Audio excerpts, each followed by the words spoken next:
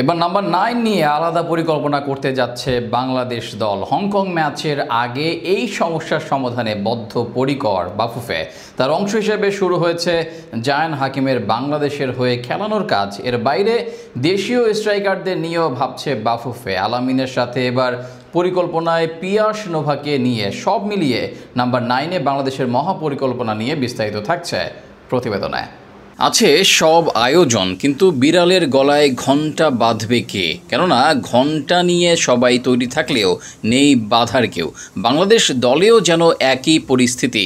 মাঝ মাঠে হামজা সমিত, কিউবা কাজেমরা আছেন, আক্রমণ ভাগে আছেন রাকিব ফাহমিদুলরা, কিন্তু গোল করা যাদের কাজ সেই নাম্বার 9ই নেই বাংলাদেশ দলে। যে কারণে ভারতের পর সিঙ্গাপুর ম্যাচেও ভুগতে হয়েছে দলকে।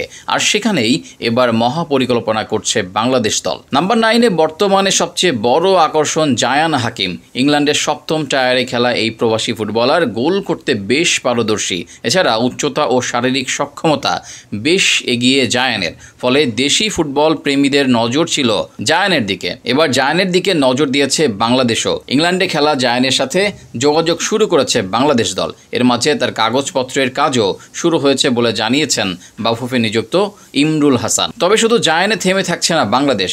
দেশীয় স্ট্রাইকারদের মাঝে বড় নাম আলামিন। এর মাঝে জাতীয় দলে থাকলেও একাদশে দেখা যায় না আলামিনকে। দেশের নানা সাবেকদের মতে জাতীয় দলে থেকে যখন খেলতে নামেন আলামিন, তখন তৈরি হয় একের পর এক সুযোগ। ফলে পরবর্তী ম্যাচে আলামিনকে মূল একাদশে চান অনেকে। বাফুফের রাডারেও আছেন আলামিন। ভুটান ম্যাচের আগে তাকে নিয়ে আলাদা পরিকল্পনা ও ট্রেনিংয়ের ব্যবস্থা যে থাকবে বাংলাদেশের পক্ষ থেকে, সেটা এক প্রকার নিশ্চিত। এবার বাফুফের মহাপরিকল্পনায় যুক্ত হচ্ছে পিয়াস আহমেদ নোভাও।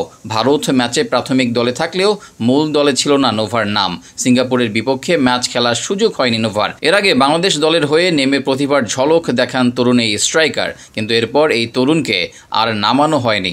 নতুন করে তাই নোভাকে নিয়ে ভাবছে বাংলাদেশ দল। নোভাকে হংকং ম্যাচে সুযোগ দেওয়া হবে, এটা জানানো হয়েছে বাফুফের পক্ষ থেকেই। ফলে নাম্বার 9-এ যুক্ত হবে আরও এক অপশন। সব মিলিয়ে সম্ভাব্য সেরা 3 স্ট্রাইকার নিয়ে পরিকল্পনা করছে বাফুফে।